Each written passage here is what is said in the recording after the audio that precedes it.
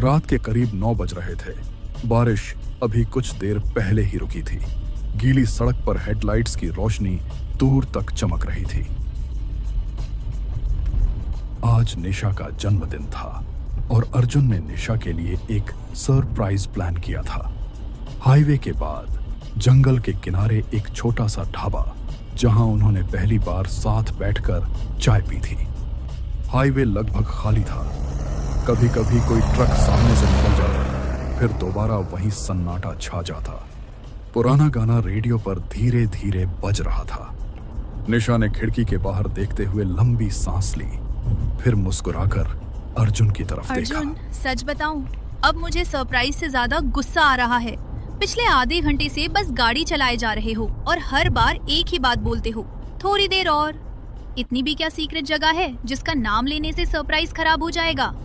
देखो मैडम, अगर मैंने अभी बता दिया ना कि हम कहाँ जा रहे हैं, तो बाकी का पूरा रास्ता तुम उसी जगह के बारे में सवाल पूछती रहोगी।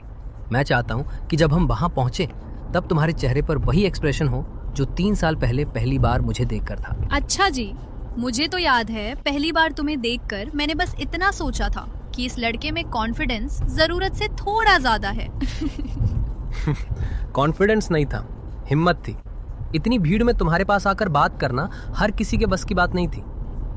दोनों एक साथ अच्छा हंस जी। पड़े। गाड़ी हाईवे पर अपनी रफ्तार से दौड़ती रही। नो ना, अब तो बता दो ना हम कहाँ जा रहे हैं। अरे यार, तुम मेरी सारी प्लानिंग खराब कर निशा ने दोगी। मुस्कुराकर ऐसा उसकी तरफ कुछ देखा। नहीं होगा। कुछ पल के लिए दोनों चुप हो गए। सिर्फ टायरों के नीचे गीली सड़क की आवाज आ रही थी। हाईवे धीरे धीरे और सुनसान होता जा रहा था। रेडियो की आवाज बीच बीच में टूटने लगी।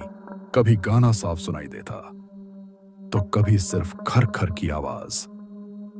अचानक निशा ने सामने सड़क पर नजरें टिकाए हुए कहा, अर्जुन, गाड़ी थोड़ी देर के लिए साइड में लगा दो ना प्लीज। क्या हुआ?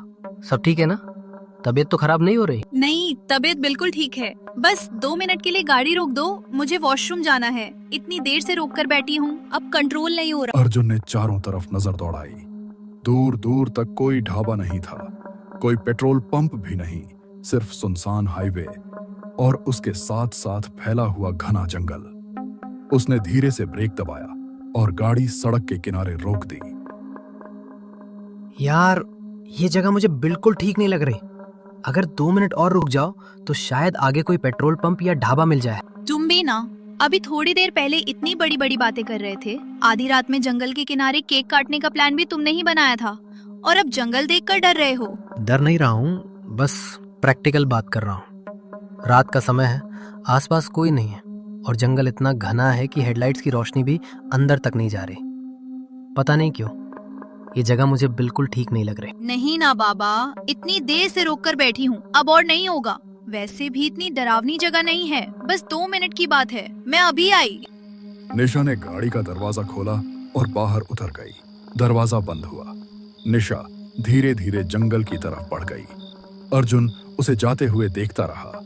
हेडलाइट्स की रोशनी में उसका साया कुछ देर तक दिखाई देता रहा, फिर पेड़ों के बीच वह धीरे धीरे ओझल हो गई।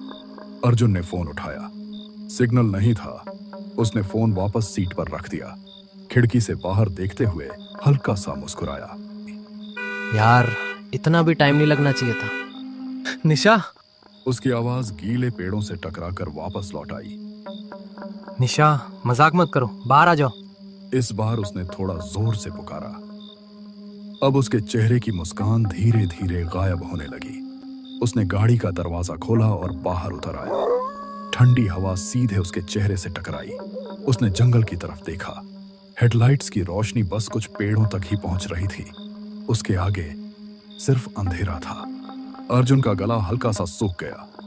उसने फोन की टॉर्च ऑन की। रोशनी जंगल की तरफ घुमाई। पेड़, घास, गीली मिट्टी और उसके अलावा कुछ भी नहीं। उसने धीरे धीरे 2 कदम जंगल के अंदर रखे। निशा, सुन रही हो ना?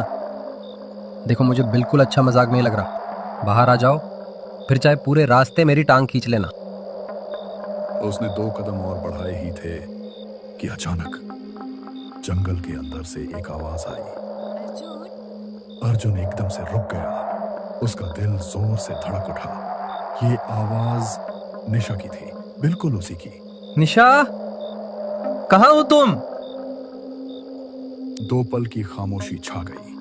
अर्जुन ने घबराकर इधर उधर नजर दौड़ाई, लेकिन निशा उसे कहीं दिखाई नहीं दी। फिर निशा ने दोबारा पुकारा, अर्जुन इधर आओ। इस बार उसकी आवाज जंगल के और गहरे हिस्से से आई। अर्जुन बिना कुछ सोचे उसी दिशा में चल पड़ा। हर कदम के साथ उसकी चाल तेज होती गई। कुछ ही देर बाद टॉर्च की रोशनी एक चेहरे पर पड़ी। निशा बिल्कुल सामने, कपड़े वहीं, चेहरा वहीं, बाल थोड़े बिखरे हुए और होंठों पर हल्की सी मुस्कान। अर्जुन ने राहत की लंबी सांस ली। पागल हो गई हो क्या? मैं कब से तुम्हें ढूंढ रहा हूँ। पता है कितना डर गया था मैं। सॉरी अर्जुन, मैं तुम्हारी आवाज सुन ही नहीं पाई। अर्जुन एक पल के लिए ठिठक गया। कुछ अजीब सा लगा उसे। निशा उसे कभी इस तरह उसका नाम लेकर नहीं बुलाती थी। वह हमेशा उसे सुनो, जान या फिर मिस्टर कहकर पुकारती थी। तुम ठीक हो ना? कहीं लगी तो नहीं? नहीं नहीं, मैं बिल्कुल ठीक हूँ। मुझे तुम्हें कुछ दिखाना है। चलो ना, सिर्फ 2 मिनट। नहीं, अब बिल्कुल नहीं। सीधे गाड़ी में चला था। ढाबा तो कभी भी मिल जाएगा, लेकिन ऐसी जगह शायद दोबारा कभी ना मिले। अर्जुन ने उसकी आंखों में देखा। उसके चेहरे पर एक अजीब सी शांति थी, लेकिन फिर भी कुछ था जो बिल्कुल अलग लग रहा था। वही मुस्कान, वही चेहरा, वही आवाज जिसे वह पिछले 3 सालों से जानता था। फिर भी पता नहीं क्यों वह उसे अपनी निशा नहीं लग रही थी। निशा उसके बिल्कुल करीब आ गई। फिर धीरे से अर्जुन के कानों में कहा, बस 5 मिनट, उसके बाद हम हमेशा साथ रहेंगे। निशा के चेहरे की मुस्कान और गहरी हो गई। उसने अर्जुन का हाथ थाम लिया। अर्जुन कुछ पल तक उसे देखता रहा और फिर बिना कुछ कहे वह भी किसी मदहोश इंसान की तरह निशा के साथ जंगल के और भीतर चलता चला गया। निशा बिना कुछ कहे आगे चल रही थी। उसकी उंगलियां अब भी अर्जुन का हाथ पकड़े हुए थी। हाईवे की हेडलाइट्स अब दिखाई देनी बंद हो चुकी थी। करीब 20 मिनट हो चुके थे। रवि लगातार निशा के पीछे पीछे चला जा रहा था। अचानक उसे पूरे शरीर में एक अजीब सी ठंड महसूस हुई, जैसे बर्फ का पानी उसके पैरों को छू रहा हो। उसने जैसे ही नीचे देखा, उसका दिल दहल गया। वह गर्दन तक पानी में डूबा हुआ था। रवि ने घबराकर चारों तरफ देखा। वह जंगल में नहीं था, बल्कि किसी गहरे तालाब के बीचों बीच खड़ा था और निशा वहां कहीं भी नहीं थी। रवि की सांसें तेज हो गईं। उसने घबराकर पैर चलाने की कोशिश की, लेकिन जमीन का कहीं नामो निशान नहीं था। वह डूबने लगा। उसके हाथ पैर बेतहाशा चलने लगे। पानी उसके मुंह और नाक में भरने लगा।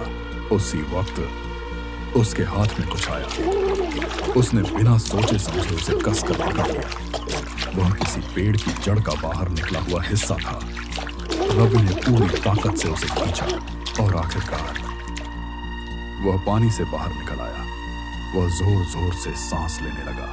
एक पल भी रुके बिना वह उठा और भागने लगा। उसे न दिशा का पता था, न यह कि वह कहां जा रहा है। बस एक ही बात उसके दिमाग में थी, यहां से जितना दूर भाग सकता हूं भाग जाऊं। वह लगातार भागता रहा।